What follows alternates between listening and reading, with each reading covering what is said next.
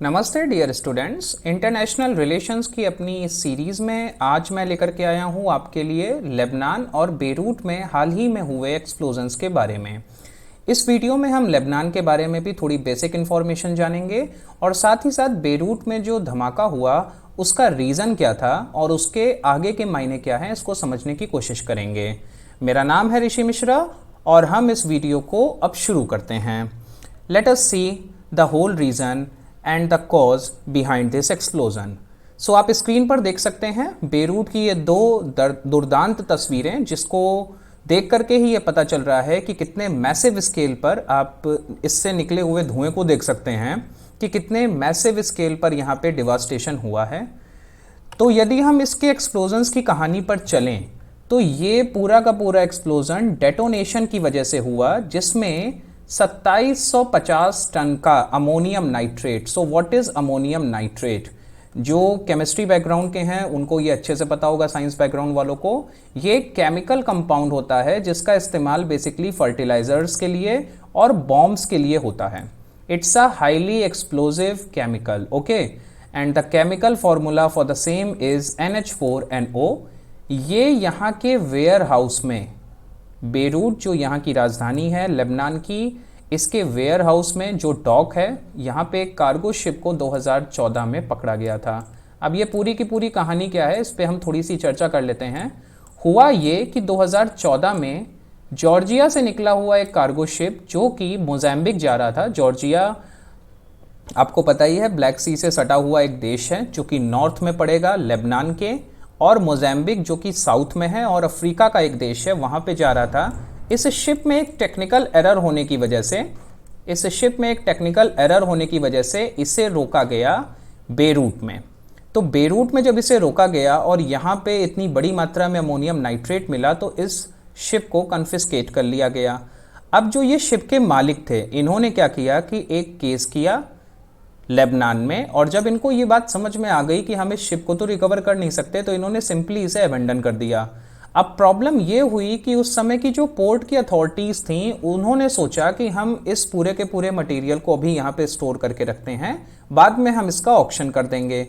But यहाँ पे सवाल ये आता है कि 2014 से लेकर के 2020 तक के 6 वर्षों के कार्यकाल में, पूरे के पूरे टाइम में आज तक ये चीज़ हुई क्यों नहीं? और उसे जब ये आपको पता है कि ये इतना ज़्यादा एक्सप्लोजिव है तो आपने इसको कैसे रखे रहने दिया? आपने, मतलब सीधी सी बात है कि ये बहुत बड़े स्तर पे लापरवाही हुई। तो हुआ क्या बेसिकली, एक के बाद एक दो एक्सप्लोजन्स होते हैं बेरूट में केवल कुछ मिनट के अंतराल पे। और यदि आप CNN की बात माने, CNN अमेरिका का एक चैनल है, अगर आप इसकी बात माने तो जो साइस्मिक वेव्स उसमें से निकली वो 3.3 रिचर स्केल पे मैग्नीट्यूड की थी, जो कि अर्थक्वेक 3.3 यदि आप उसको नापोगे तो इतनी ज़्यादा डिवास्टेटिंग थी। तो आप समझ सकते हैं कि वहाँ पे हुआ क्या एक्चुअल में। ये एक तस्वीर है जिसमें आप देख सकते हैं कि ये पूरा का पूरा जो एरिया है, ये पूरा का पूरा एरिया ये डिवास्टेट हो चुका है, और यहाँ पे हेलीकॉप्टर एक चॉपर के माध्यम से पानी को स्प्रे किया जा रहा है यहाँ पे जो आग लगी है एक्सप्लोजन्स की वजह से, उसको ठीक करने के लिए। ये तस्वीर मैंने रेफरेंस के लिए डाली है। चलिए अब नज़र डालते हैं लेबनान की थोड़ी सी हिस्ट्री पर। तो लेबनान, ये आपके लिए मैंने मैप लगा दिया है, आप देख सकते हो। लेबनान के जस्ट बगल में सीरिया, एक इंपॉर्टेंट नेशन। सीरिया भी 2011 में अरब स्प्रिंग के बाद से टर्मोइल यहाँ पे लगातार जारी है। बशर अल असद का रशिया का उसको सपोर्ट करना और अमेरिका का उसको विरोध करना, ये पूरी की पूरी कहानी आपको पता है। इस पे जल्दी ही कोई वीडियो भी बन जाएगा। ये रही गोलन हाइट्स, जिसको हाल ही में डोनाल्ड ट्रंप के अमेरिका ने कहा कि ये इजराइल का ही हिस्सा है। ये सीरिया से 1967 के अरब और इजराइल युद्ध में इजराइल ने ये पूरी की पूरी एरिया को अपना लिया था, हथिया लिया था। ये रहा आपका मेडिटेरेनियन सी, भूमध्य सागर, और ये रहा आपका बेरूट। ये आप देख सकते हैं, ये एक पूरे के पूरे एक पोर्ट एरिया पे ये स्थित है, और यहाँ ऊपर ये आपका सीरिया का क्षेत्र है और ये नीचे आपका इजराइल का क्षेत्र है। तो दिक्कत ये है लेबनान के साथ कि ये इजराइल और अरब वर्ल्ड के बीच में जो झगड़ा चला आ रहा है 1948 से पैलेस्टीनियंस को लेकर के, उसके बीच में पिस रहा है।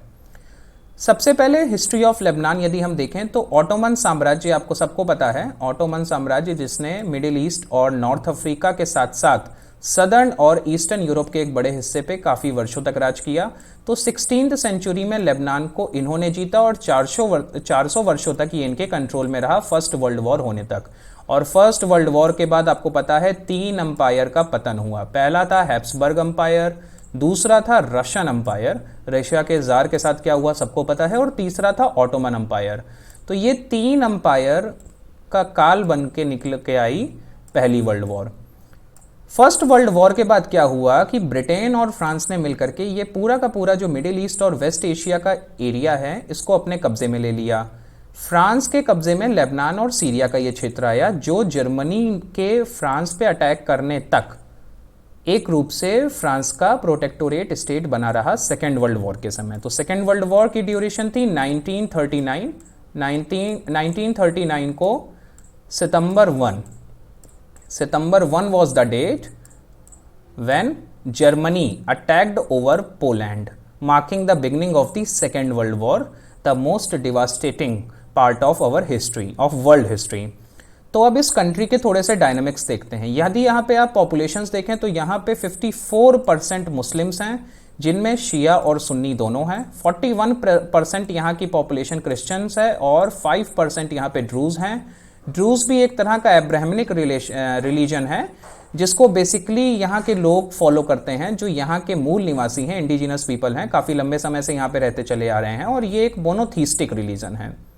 लेबनान को देखें तो लेबनान को आज़ादी 1943 तक मिल चुकी थी। यहाँ पे फ्रांस ने अपना हुकूमत धीमे धीमे ख़त्म करना, वाइंड अप करना शुरू कर दिया था, और लेबनान एक फाउंडर मेंबर बना यूनाइटेड नेशंस और अरब लीग का।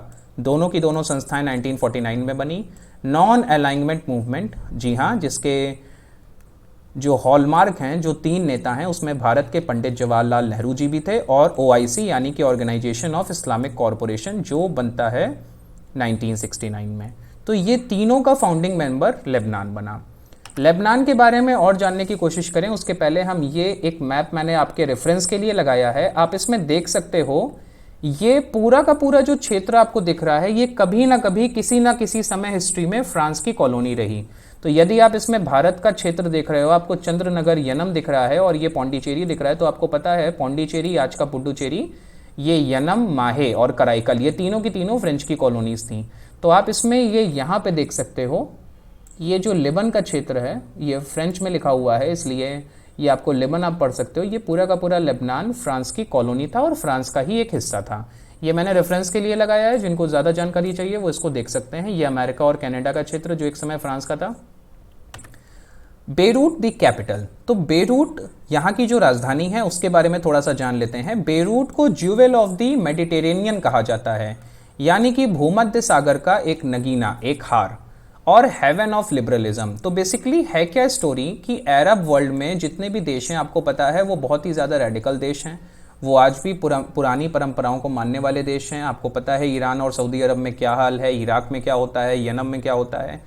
तो ऐसे में टर्की जैसे देश, हालांकि टर्की का आज का हाल तो बहुत बुरा है, रसब तैयब अर्दवान के नेतृत्व में, कमाल पाशा वाला तो पूरा सिस्टम ही खत्म हो चुका है, लेकिन लेबनान जैसे देश हुए। तो इन लोगों को ज्यूवेल ऑफ द मेडिटेरियन इसलिए कहा गया क्योंकि इन लोगों की ओपन सोसाइटी, यहाँ का फ्री ट्रेड, यहाँ की ओपन इकोनॉमी, फ्री थिंकिंग, इन सारी चीज़ों ने यहाँ को, इस पूरे के पूरे क्षेत्र को बहुत ज़्यादा प्रॉस्पेरिटी प्रोवाइड की।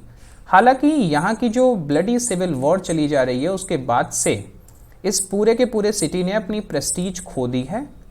1952 से लेकर के 1975 तक यहाँ पे pluralism, multiculturalism, open economy, free society, ये सारी के सारी जो वैल्यूज़ हैं, जो एक एडवांस मॉडर्नाइज्ड नेशन को बनाने के लिए बहुत ज़्यादा ज़रूरी हैं, वो सारी की सारी यहाँ वैल्यूज़ मौजूद थी।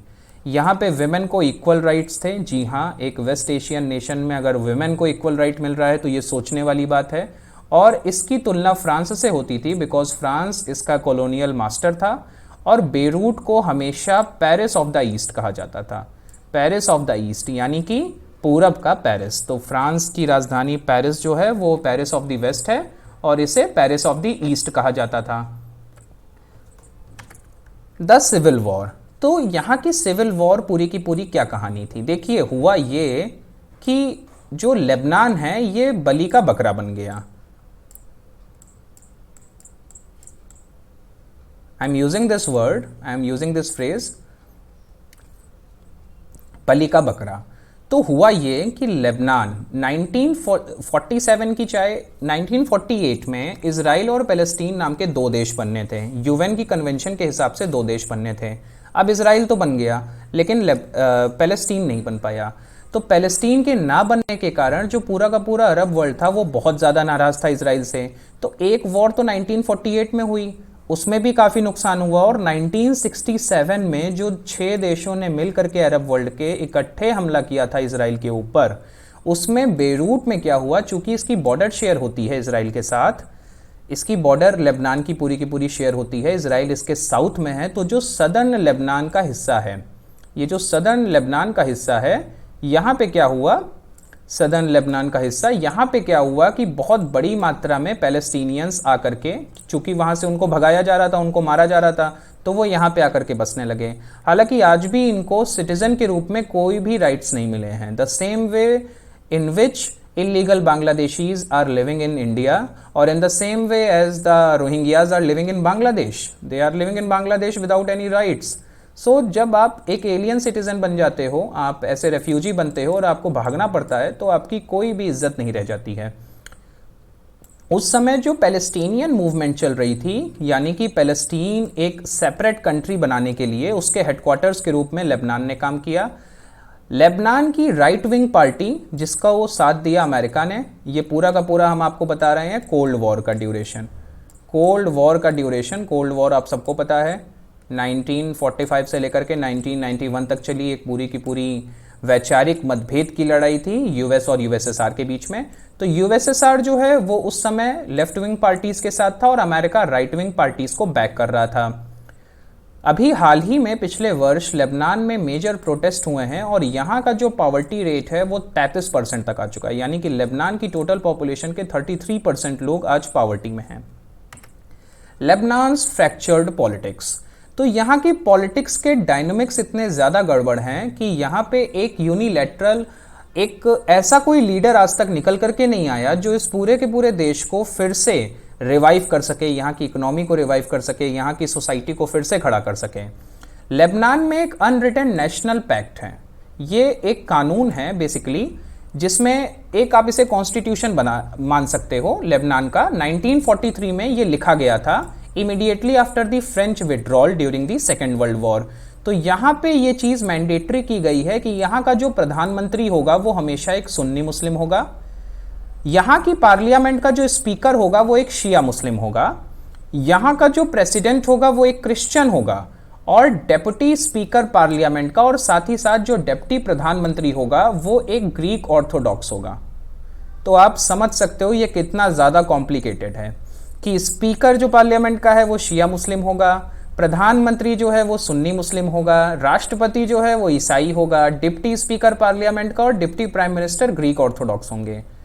इसके साथ ही साथ हिजबुल्ला ग्रुप की कहानी आप सबको पता होगी, कासिम सुलेमानी, जिसकी अभी हाल ही में यूएस के द्वारा एक ड्रोन से इसकी मौत करवा दी गई।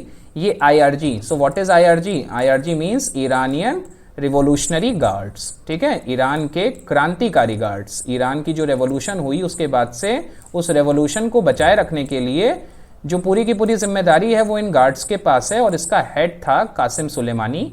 तो उसने हिजबुल्ला ग्रुप बनाया था। हिजबुल्ला ग्रुप बेसिकली करता क्या है?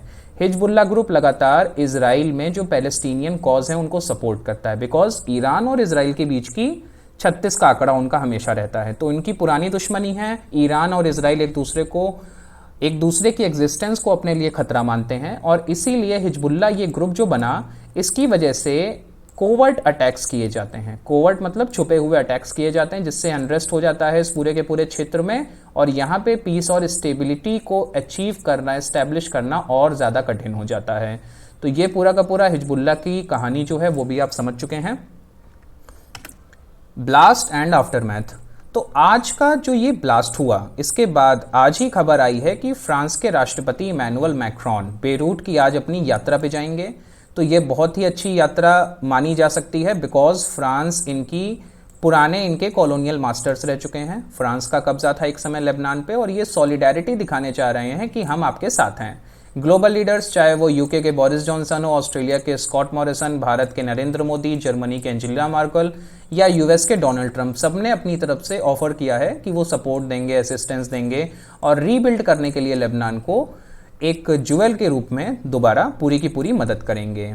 As per world bank, this is world bank, तो वर्ल्ड बैंक की रिपोर्ट ये कहती है कि 1 आउट ऑफ द 2 पीपल, यानी हर दो में से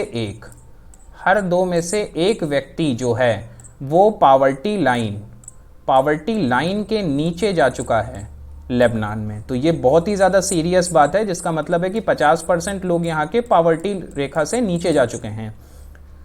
However, Beirut blast have shown unprecedented show of solidarity, लेकिन इन सब के बीच में सबसे अच्छी बात यह है कि बेरूट में जो ब्लास्ट हुआ है उसके बाद एक बेमिसाल स्तर पे आपको सॉलिडारिटी देखने को मिली है। इजराइल जो लेबनान का कट्टर दुश्मन है और अभी भी एक वॉर के तरह इन दोनों के बीच में कंडीशंस बनी हुई हैं, कोई भी पीस नहीं स्टैब्लिश हुआ है, उसने भी कहा है कि हम असिस्टेंस देने को तैयार हैं, आप हमसे असिस्टेंस ले सकते हैं। और इजराइल के जो प्रधानमंत्री हैं बेंजामिन नेतन्याहू, उन्होंने कहा है कि ह्यूमैनिटी कम्स बिफोर कन्फ्लिक्ट। तो इससे अच्छा फ्रेज तो कुछ हो ही नहीं सकता, ह्यूमैनिटी कम्स बिफोर कन्फ्लिक्ट, मानवता किसी भी विवाद के सब पहले आती है। हमारे आपके बीच में लड़ाई है, that is another thing, but we will treat humanity as supreme. So this was the end of the video and you can like it, share it and comment. और आप मुझे बता सकते हैं मैं किस टॉपिक पे और वीडियो लेकर के आऊँ। हालांकि जो करंट के इश्यूज़ हैं उन पे मैं वीडियोज़ लाता रहूँगा। आपको इसमें कोई भी कमी लगी हो आप कमेंट थ्रेड में उसका जवाब दे सकते हैं, या इस वीडियो में भी कोई कमी रह गई हो तो आप उसको मेंशन कर सकते हैं, वो बाद में सही कर दी जाएगी। So this is the end of the video. PT की तरफ से आपके लिए ये इंपॉर्टेंट कोर्सेज अवेलेबल हैं जिसमें आप इनरोल कर सकते हैं। आपके लिए जो भी सही हो आप उसमें इनरोल कीजिए, इस पूरे के पूरे ब्यूटीफुल सेक्शन का हिस्सा बनिए, ये आप ही के लिए हैं। तब तक के लिए नमस्ते, जय हिंद,